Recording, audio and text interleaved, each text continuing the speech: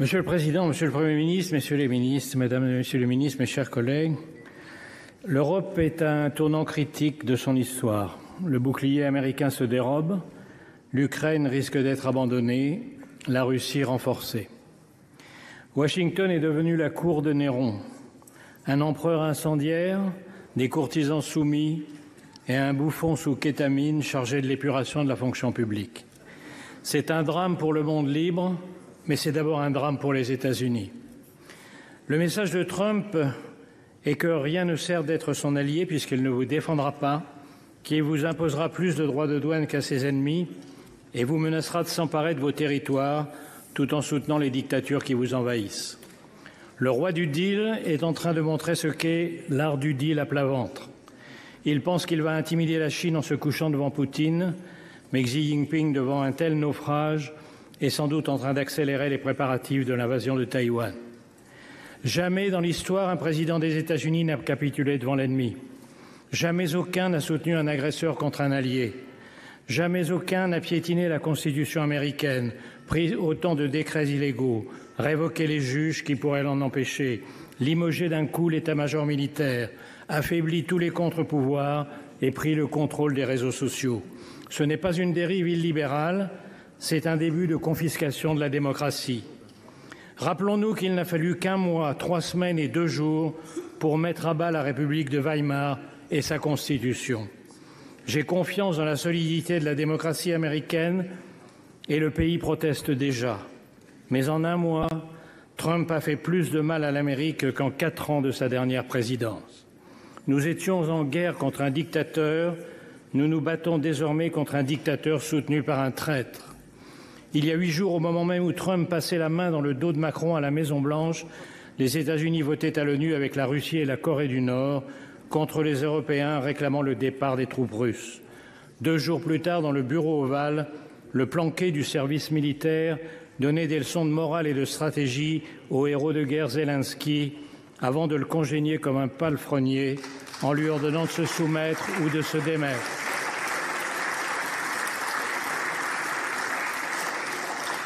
Cette nuit, il a franchi un pas de plus dans l'infamie en stoppant la livraison d'armes pourtant promise.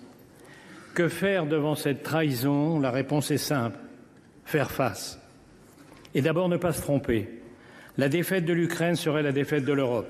Les pays baltes, la Géorgie, la Moldavie sont déjà sur la liste.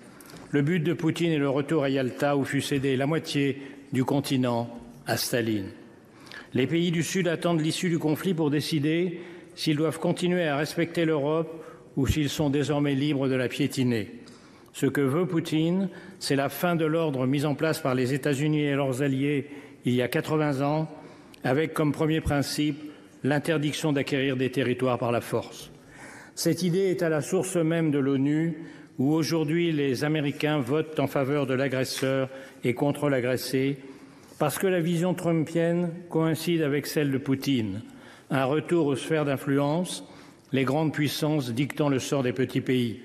À moi, le Groenland, le Panama et le Canada. À toi, l'Ukraine, les pays baltes et l'Europe de l'Est. À lui, Taïwan et la mer de Chine. On appelle cela, dans les soirées des oligarques du golfe de Mar-a-Lago, le réalisme diplomatique. Nous sommes donc seuls. Mais le discours selon lequel on ne peut résister à Poutine est faux. Contrairement à la propagande du Kremlin, la Russie va mal. En 3 ans, la soi-disant 2e armée du monde n'a réussi à grappiller que des miettes d'un pays 3 fois moins peuplé. Les taux d'intérêt à 25%, l'effondrement des réserves de devises et d'or, l'écroulement démographique montrent qu'elle est au bord du gouffre. Le coup de pouce américain à Poutine est la plus grande erreur stratégique jamais commise lors d'une guerre. Le choc est violent, mais il a une vertu. Les Européens sortent du déni.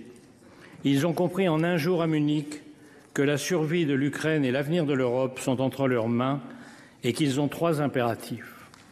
Accélérer l'aide militaire à l'Ukraine pour compenser le lâchage américain, pour qu'elle tienne, et bien sûr pour imposer sa présence et celle de l'Europe dans toute négociation.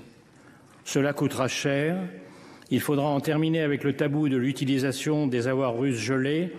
Il faudra contourner les complices de Moscou à l'intérieur même de l'Europe par une coalition des seuls pays volontaires, avec bien sûr le Royaume-Uni. En second lieu, exiger que tout accord soit accompagné du retour des enfants kidnappés, des prisonniers et de garanties de sécurité absolue. Après Budapest, la Géorgie et Minsk, nous savons ce que valent les accords avec Poutine. Ces garanties passent par une force militaire suffisante pour empêcher une nouvelle invasion.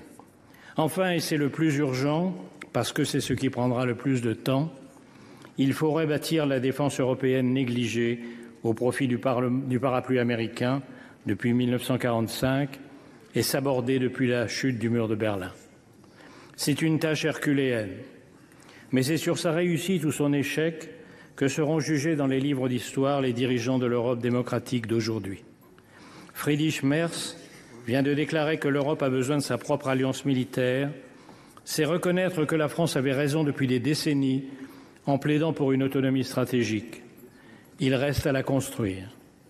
Il faudra investir massivement, renforcer le Fonds européen de défense hors des critères d'endettement de Maastricht, harmoniser les systèmes d'armes et de munitions, accélérer l'entrée dans l'Union de l'Ukraine, qui est aujourd'hui la première armée européenne, repenser la place et les conditions de la dissuasion nucléaire à partir des capacités françaises et britanniques, relancer les programmes de boucliers antimissiles et de satellites. Le plan annoncé hier par Ursula von der Leyen est un très bon point de départ. Et il faudra beaucoup plus. L'Europe ne redeviendra une puissance militaire qu'en redevenant une puissance industrielle. En un mot, il faudra appliquer le rapport Draghi, pour de bon. Mais le vrai réarmement de l'Europe, c'est son réarmement moral. Nous devons convaincre l'opinion face à la lassitude et à la peur de la guerre, et surtout face aux comparses de Poutine, l'extrême droite et l'extrême gauche. Ils ont encore plaidé hier à l'Assemblée nationale, Monsieur le Premier ministre, devant vous, contre l'unité européenne, contre la défense européenne. Ils disent vouloir la paix. Ce que ni eux ni Trump ne disent, c'est que leur paix, c'est la capitulation, la paix de la défaite, le remplacement de Gaulle-Zelensky par un Pétain ukrainien à la botte de Poutine, la paix des collabos qui ont refusé depuis 3 ans toute aide aux Ukrainiens. Est-ce la fin de l'Alliance atlantique? Le risque est grand, mais depuis quelques jours, l'humiliation publique de Zelensky et toutes les décisions folles prises depuis 1 mois ont fini par faire réagir les Américains. Les sondages sont en chute, les élus républicains sont accueillis par des foules hostiles dans leur circonscription, même Fox News devient critique. Les Trumpistes ne sont plus en majesté, ils contrôlent l'exécutif, le Parlement, la Cour suprême et les réseaux sociaux, mais dans l'histoire américaine, les partisans de la liberté l'ont toujours emporté. Ils commencent à relever la tête. Le sort de l'Ukraine se joue dans les tranchées, mais il dépend aussi de ceux qui, aux États-Unis, veulent défendre la démocratie et ici de notre capacité à unir les Européens, à trouver les moyens de leur défense commune et à refaire de l'Europe la puissance qu'elle fut un jour dans l'histoire et qu'elle hésite à redevenir. Nos parents ont vaincu le fascisme et le communisme au prix de tous les sacrifices. La tâche de notre génération est de vaincre les totalitarismes du XXIe siècle. Vive l'Ukraine libre, vive l'Europe démocratique.